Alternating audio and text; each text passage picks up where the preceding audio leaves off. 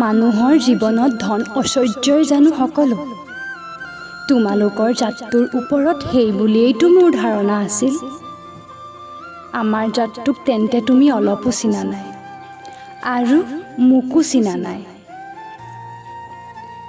অলপ সময় মনে মনে থাকি মায়াই কৈ গ'ল, মই মাটিৰ পৃথিৱীৰ মানুহ। কল্পনাৰ ৰাজ্যত সুখ বিচাৰি কোনো দিনেই ফুৰা নাছিলোঁ। স্বৰ্গৰ কল্পনা কৰিছিলোঁ সঁচা, কিন্তু সিও মাটিৰ পৃথিৱীৰ মাজতে মোৰ জীৱনত পাব পৰা এটা নিৰ্দিষ্ট সীমাৰ মাজত। সীমাহীন সুখ সৌন্দৰ্য কল্পনা কৰি তাক এই পৃথিৱীৰ মাজত পাবলৈ আশা কৰাৰ দুঃসাহস মোৰ কোনো কালেই নাছিল।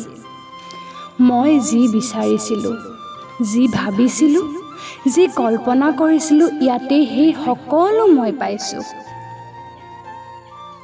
বিচৰাতকৈ বেছিকৈয়ে পাইছোঁ। স্বৰ্গ কৰি মানুহ বলিয়া হয়।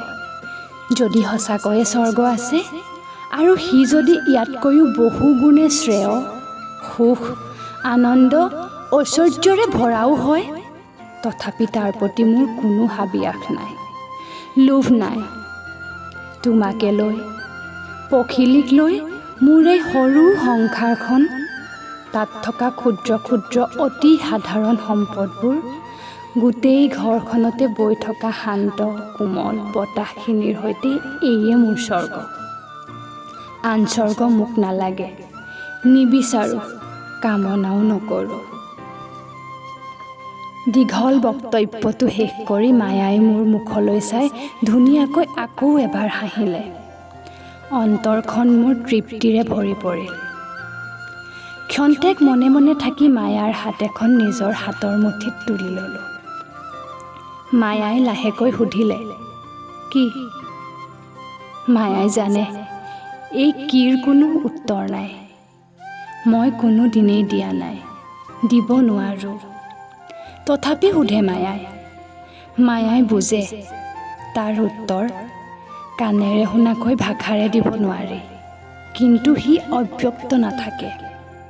স্পৰ্শৰ অবুজ ভাষা শুনে আমাৰ প্ৰাণে, আমাৰ অন্তৰে। মোৰ মুখলৈ চাই সৰুকৈ হাঁহি আনখন হাতো মোৰ হাতৰ ওপৰত তুলি দি মায়াই তাৰেই সমিধান দি, নিজৰ বুলি বনে তুমি আছা বুকুতে, বিচাৰো মই তোমাৰ বনত উমলিবলে।